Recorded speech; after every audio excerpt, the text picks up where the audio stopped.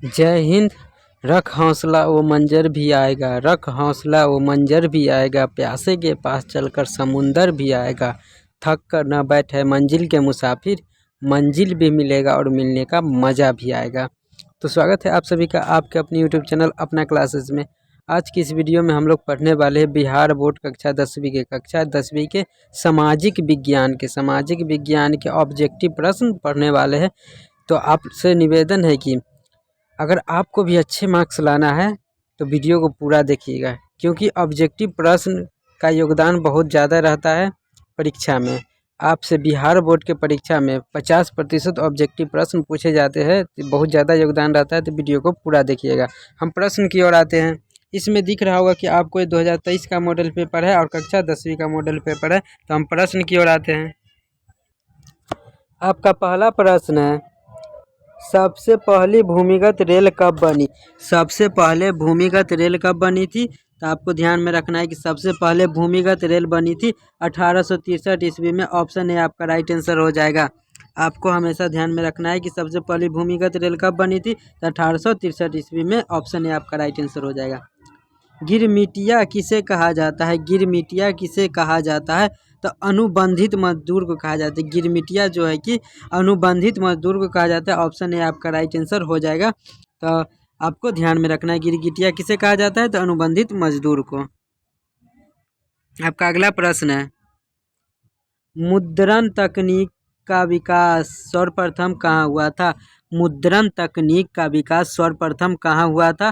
तो आपको ध्यान में रखना है कि मुद्रण यानी कागज के मुद्रा का जो सबसे पहले विकास कहाँ हुआ था? तो चीन में हुआ था। ऑप्शन बी आपका राइट आंसर हो जाएगा। कागज का आविष्कार सबसे पहले कहाँ हुआ था? तो चीन में हुआ था। वही प्रश्न पूछा गया कि मुद्रक तकनीक का विकास सर्वप्रथम कहाँ हुआ था? तो चीन में हुआ था। आपको ध्यान में रखना है कि कागज का आविष्कार कहाँ हुआ था? तो चीन में सबसे पहले। आपका अगला प्रश्न हो जाएगा, अल हिलाल का संपादन डैश ने किया? अल हिलाल का संपादन किसने किया था? वही पूछा गया कि अल हिलाल का संपादन किसने किया था? तो मौलाना आज़ाद ने किया था। ऑप्शन ए आपका राइट आंसर हो जाएगा। अल हिलाल का संपादन मौलाना आज़ाद ने किया था। इटली के एकीकरण में निम्न में से किसका संबंध नहीं है? इटली के एकीकरण में 4 ऑप्शन दिया गया, इसमें से किसका संबंध नहीं है? तो आपका राइट आंसर हो जाएगा ऑप्शन ए बिस्मार्क। बिस्मार्क का इटली का एकीकरण में कोई संबंध नहीं है। बाकी बात मेजनी हो गया, गैरीबाल्डी हो गया, काबूल हो गया, ये सभी का इटली के एकीकरण में बहुत ज़्यादा योगदान था। बात करें इटली का एकीकरण कब हुआ था? तो 1861 ईस्वी में हुआ था। 1861 ईस्वी में इटली का एकीकरण हुआ था।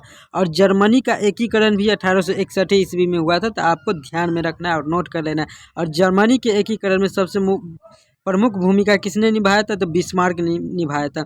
जर्मनी के एकीकरण में बिस्मार्क ने मुख्य भूमिका निभाया था। तो यहाँ इटली का एकीकरण पूछा गया है। तो मेजनी, गैरीबाल्डी, काबूल, ये तीनों थे जो कि इटली के एकीकरण में मुख्य भूमिका निभाया था। तो इसमें नहीं पूछा गया है कि इसमें किसका संबंध नहीं है इटली के एकीकरण में, तो बिस्मार्क का संबंध नहीं है। तो आपको ध्यान में रखना है और सभी बातों को एक एक करके नोट कर लेना है, वीडियो को रोक रोक कर। बढ़ते हैं आगे की ओर।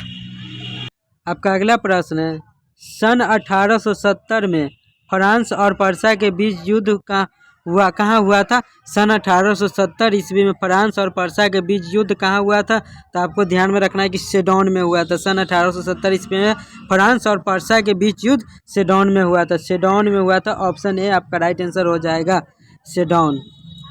वार एंड पीस किसकी रचना है? वार एंड पीस किसकी रचना है?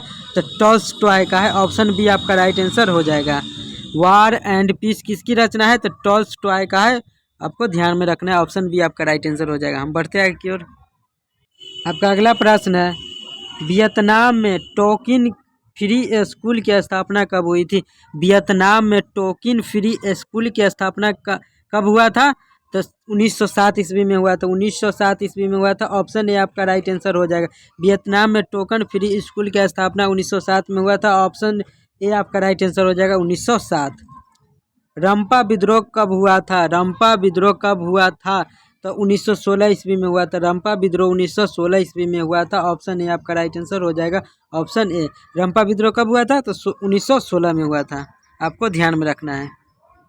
आपका अगला प्रश्न है, जमशेदजी टाटा ने Tata iron and steel company की स्थापना कब की थी? जमशेदजी टाटा ने Tata iron and steel company की स्थापना कब किया था? तो 1907 ईस्वी में किया था। आपको ध्यान में रखना है, 1907 ईस्वी में किया था। ऑप्शन बी आपका राइट आंसर हो जाएगा। 1907 ईस्वी में आयरन एंड स्टील कंपनी की स्थापना हुई थी। बाजार का स्वरूप विश्वव्यापी किस क्रांति के बाद हुआ? बाजार का स्वरूप विश्वव्यापी किस क्रांति के बाद हुआ था? तो औद्योगिक क्रांति के बाद हुआ था। ऑप्शन ए आपका राइट आंसर हो जाएगा। तो आपको ध्यान में रखना है, आपको ध्यान में रखना है कि बाजार का स्वरूप विश्वव्यापी किस क्रांति के बाद हुआ था? औद्योगिक क्रांति के बाद हुआ था। ऑप्शन ए आपका राइट आंसर हो जाएगा। कागज का आविष्कार किस देश में हुआ था? तो मैंने शुरू में बताया है कि कागज का आविष्कार चीन में हुआ है। ऑप्शन ए आपका राइट आंसर हो जाएगा, चीन में। ठीक है, बढ़ते हैं हमारे की ओर। देखिए, आप सभी से निवेदन है कि वीडियो को पूरा देखिएगा, क्योंकि बहुत ज़्यादा इंपॉर्टेंट क्वेश्चन सब है। अगर वीडियो को पूरा नहीं देखिएगा तो कुछ हो सकता है कि इंपॉर्टेंट प्रश्न छूट जाए, तो वीडियो को पूरा देखिएगा। ठीक है, आपसे सभी से हाथ जोड़ के निवेदन है कि अगर आप चैनल पर नए हैं तो चैनल को सब्सक्राइब जरूर कर दीजिएगा और वीडियो को लाइक जरूर कर दीजिएगा, क्योंकि रोज़ हम आपके लिए ऐसे ही वीडियो लाते रहते हैं। तो चैनल को सब्सक्राइब जरूर कर दीजिएगा, आप सभी से निवेदन है। आपका अगला प्रश्न है, नेपोलियन संहिता किस वर्ष लागू की गई? नेपोलियन संहिता किस वर्ष लागू की गई थी? तो आपको ध्यान में रखना है कि नेपोलियन संहिता है जो कि 1804 ईस्वी में लागू किया था। 1804 ईस्वी में। ऑप्शन डी आपका राइट आंसर हो जाएगा। नेपोलियन संहिता किस वर्ष लागू हुई थी? 1804 ईस्वी में। भारत में सबसे बड़ा लौह अयस्क उत्पादन राज्य कौन है? भारत में सबसे बड़ा लौह अयस्क उत्पादक राज्य कौन सा है? तो आपको ध्यान में रखना है कि कर्नाटक है। वो कर्नाटक राज्य है जहाँ की लौह अयस्क का सबसे बड़ा उत्पादक किया जाता है। ऑप्शन ए आपका राइट आंसर हो जाएगा। आपका अगला प्रश्न है, सबसे बड़ा लौह अयस्क कर्नाटक में ये हो गया। कपास उत्पादन के लिए उपयुक्त मिट्टी कौन सी है? कपास उत्पादन के लिए उपयुक्त मिट्टी कौन सी है? तो वो काली मिट्टी है। ऑप्शन बी आपका राइट आंसर हो जाएगा। कपास उत्पादन के लिए सबसे उपयुक्त मिट्टी काली मिट्टी होती है। आपको ध्यान में रखना है, ये सब पूछा जाता है, आपको नोट कर लेना है। आपका अगला प्रश्न है, बॉक्साइट का उपयोग किस उद्योग में होता है? बॉक्साइट का उपयोग किस उद्योग में होता है? तो एल्युमिनियम उद्योग में होता है। तो ऑप्शन डी आपका राइट आंसर हो जाएगा। बॉक्साइट का उपयोग किस उद्योग में होता है? तो एल्युमिनियम के उद्योग में होता है, क्योंकि एल्युमिनियम का अयस्क होता है बॉक्साइट। तो आपको ध्यान में रखना है, एल्युमिनियम का अयस्क होता है बॉक्साइट, इसीलिए बॉक्साइट का उपयोग एल्युमिनियम के उद्योग में किया जाता है। ऑप्शन डी आपका राइट आंसर हो जाएगा। क्षेत्रवाद की भावना का दुष्परिणाम है। क्षेत्रवाद की भावना का दुष्परिणाम क्या है? तो आपको ध्यान में रखना है, अलगवाद। हमने पिछली वीडियो में भी बात किया था। क्षेत्रवाद की भावना का दुष्परिणाम या कुपरिणाम है अलगवाद। आपको ध्यान में रखना है। श्रीलंका के बहुसंख्यक समुदाय की भाषा है। श्रीलंका के बहुसंख्यक समुदाय की भाषा क्या है? तो सिहली भाषा है।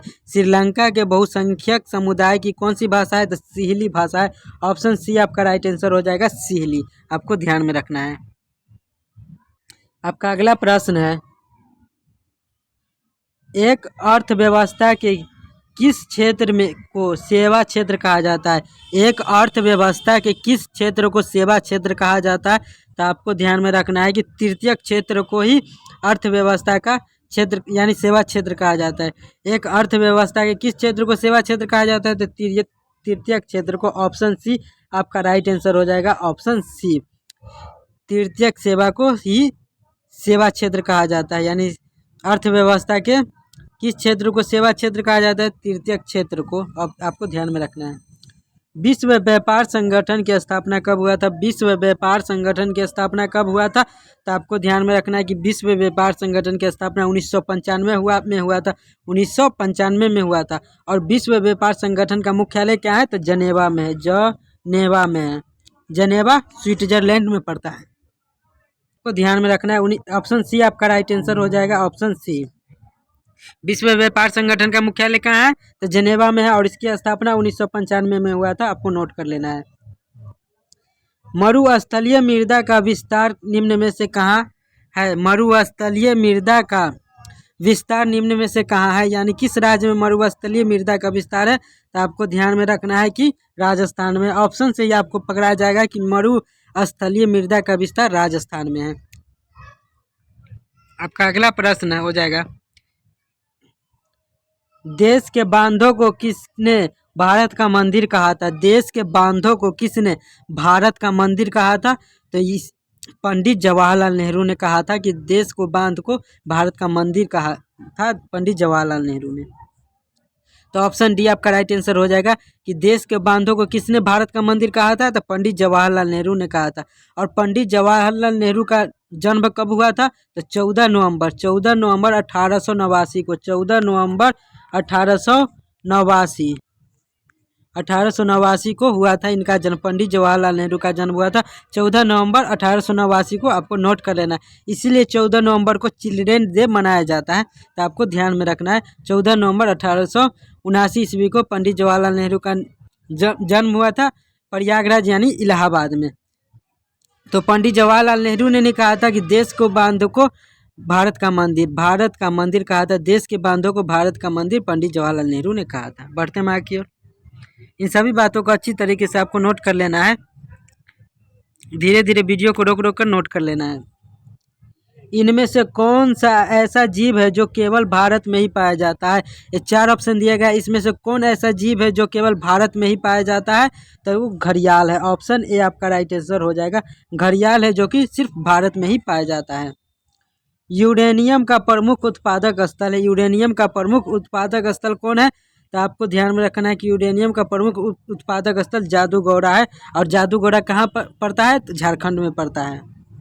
तो आपको ध्यान में रखना है यूरेनियम का प्रमुख उत्पादक स्थल जादूगोड़ा। तो आप सभी को ध्यान में रखना है कि यूरेनियम का प्रमुख उत्पादक स्थल जादूगोड़ा हो जाएगा, और जादूगोड़ा जो कि झारखंड में पड़ता है। किस फसल को उजला सोना कहा जाता है? किस फसल को उजला सोना कहा जाता है? तो आपको ध्यान में रखना है कि कपास को कहा जाता है उजला सोना। किस फसल को उजला सोना कहा जाता है? तो कपास को कहा जाता है। ये सब नकदी फसल है, तो आपको ध्यान में रखना है। तो ये था बिहार बोर्ड कक्षा 10वीं के कुछ महत्वपूर्ण सामाजिक विज्ञान के ऑब्जेक्टिव प्रश्न था, जो कि मैंने आपको करा दिया है। हम रोज़ आपके लिए ऐसे ही वीडियो लाते रहते हैं, जिससे आपका रिवीजन और तैयारी अच्छी तरीके से हो जाए। तो आप सभी से हाथ जोड़ के निवेदन है कि अगर आप भी चैनल पर नए हैं तो चैनल को सब्सक्राइब कर दीजिएगा और वीडियो को लाइक कर दीजिएगा, क्योंकि हम रोज़ आपके लिए ऐसे ही वीडियो लाते रहते हैं। तो सब्सक्राइब कीजिएगा, तभी तो मेरा वीडियो आप तक पहुंचेगा। तो सब्सक्राइब जरूर कर दीजिएगा, क्योंकि रोज़ हम आपके लिए ऐसे ही वीडियो लाते रहते हैं। और अंत में एक छोटा सा प्यारा सा कमेंट जरूर कर दीजिएगा। मिलते हैं नेक्स्ट वीडियो में। जय हिंद।